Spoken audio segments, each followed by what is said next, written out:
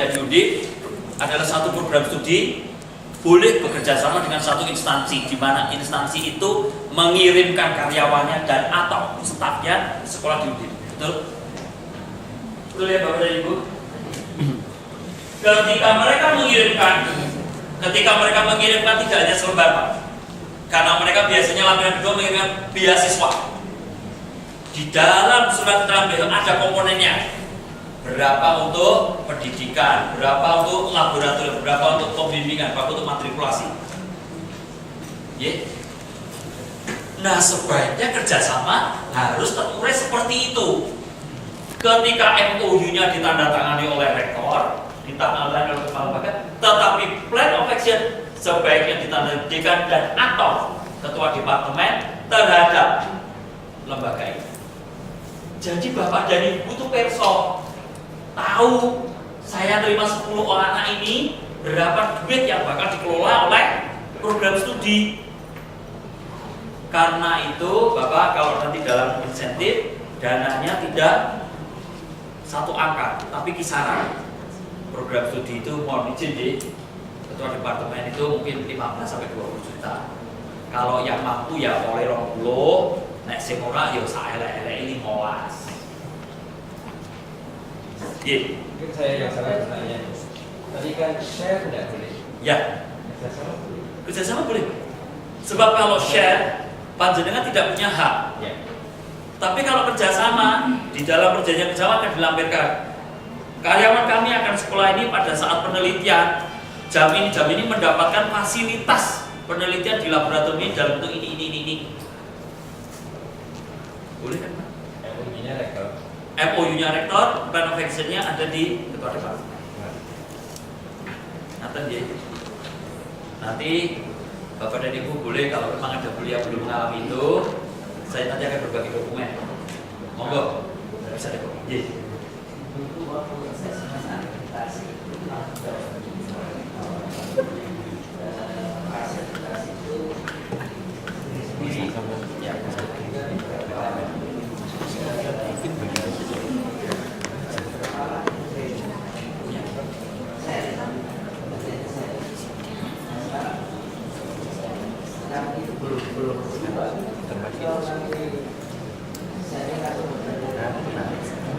Jadi begini, Bapak dan Ibu kalau ada akreditasi terdahulu, mohon maaf ya, mohon izin tadi sudah sampai Pak Rektor.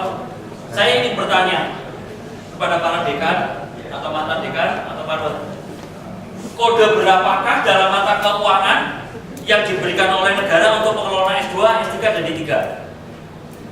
Tidak ada Pak. Semua subsidi oleh negara yang diberikan hanya untuk S1. Jadi ketika Bapak harus sharing, sebetulnya Bapak mendapatkan subsidi dari fasilitas S1 yang Bapak tidak pernah menghitung itu dalam manajemen program D3, S2 dan S3.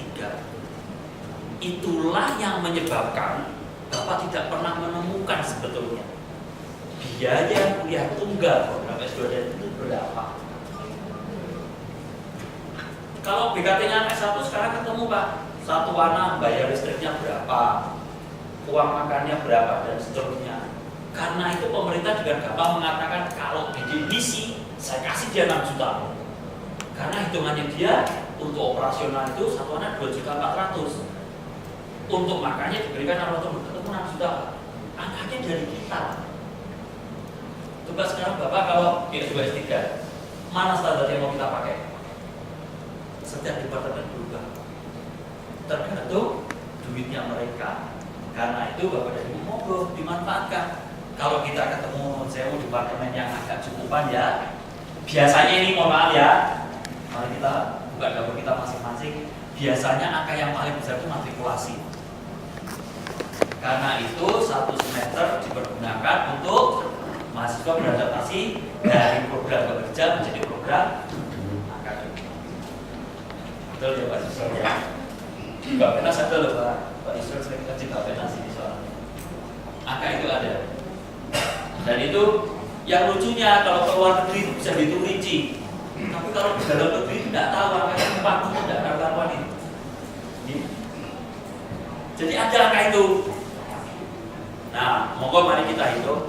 Bapak dan Ibu, target ini juga harus diperhitungkan karena di dalam PTNBH Bapak dan Ibu nanti kata-katanya self sufficient. Self sufficient itu tidak berarti hanya dapat uang Bapak dan Ibu. Program studi itu boleh mengeluarkan sebuah karya. Karya itu paling rendah setiap mahasiswa lulusan S2 minimal harus menghasilkan publikasi di majalah nasional terakreditasi. Untuk menjadi hal tersebut, si mahasiswa tanda petik boleh mengusulkan program hibah pasca. Kalau dia mengusul hibah pasca jadi majalah, maka output berikutnya bagi dosen pembimbing apa? Hak paten, haki. Nah, haki itu adalah teknologi yang bisa dijual. Kalau dijual, Bapak Ibu punya kerjasama, duitnya masuk. Mudah-mudahan rantai saya tidak terlalu panjang ya, cara bercerita saya. Jadi elemen ini tersusun. Agak jadi ke ini kan waktu di tadi dulu ya, itu bahwa resource S1 atau bahkan publik itu menjadi resource S2 dan implementasi. Nah, ini semua lab itu kan memang ketika kita S2 menghitung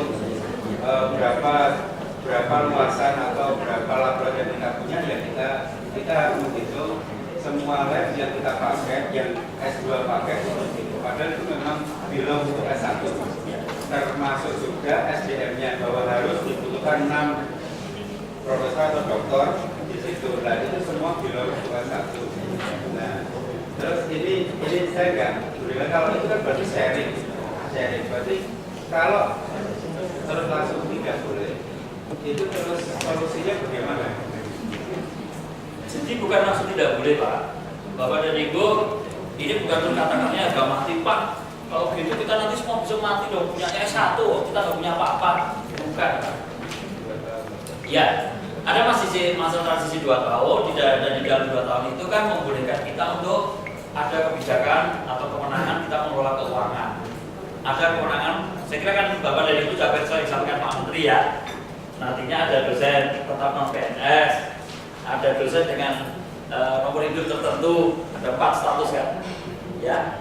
Nah itu yang kita manfaatkan, gitu ya.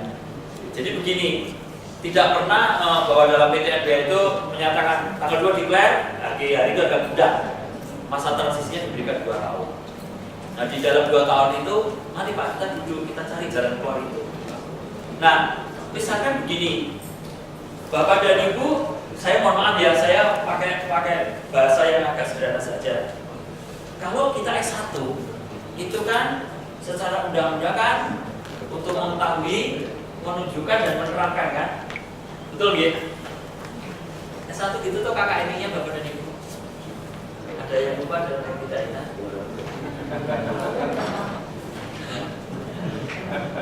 Kira-kira gitu ya. Maka kan seringkali kan karena kita secara pendidikan, mohon maaf kita sudah advance, maka Bapak dan Ibu selalu berpikir sama dengan saya. Oh kalau gitu pokoknya kan menunjukkan anak S1 itu diberikan alat yang canggih, yang dicelupkan celup, semua data sudah keluar.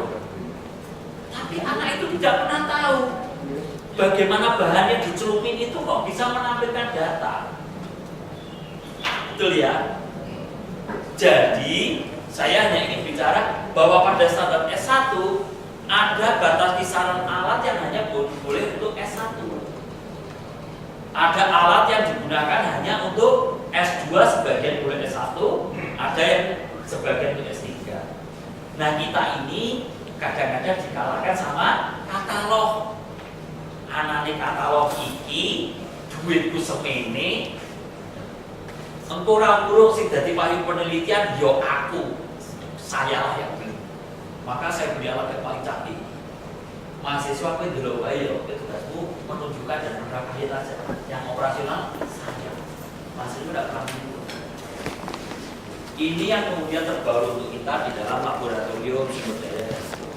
Bapak dan Ibu sekali lagi, karena memang kita mengalami transisi, jangan takut. Wah, nek ngono siswa kok jadi mau kabeh menakutkan atau tidak ada yang menakutkan. Tetapi mari kita mencoba menakar indikator kita sama-sama, kita cari jalan keluar. Ibu monggo. Saya hadir dari program Surya Satu Peternakan. Dan yang barusan saya Bapak jelaskan, itu kan berarti sebuah laboratorium itu bisa melayani siswa S1 sampai S3 tergantung pengelolaan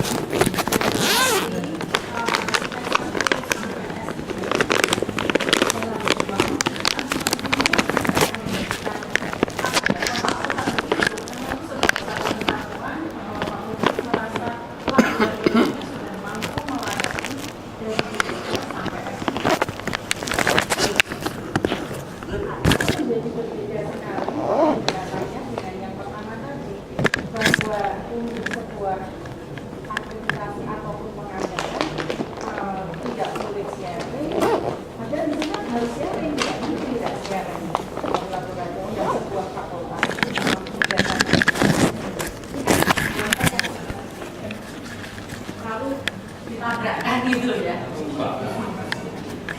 Baik, Bu. Ya.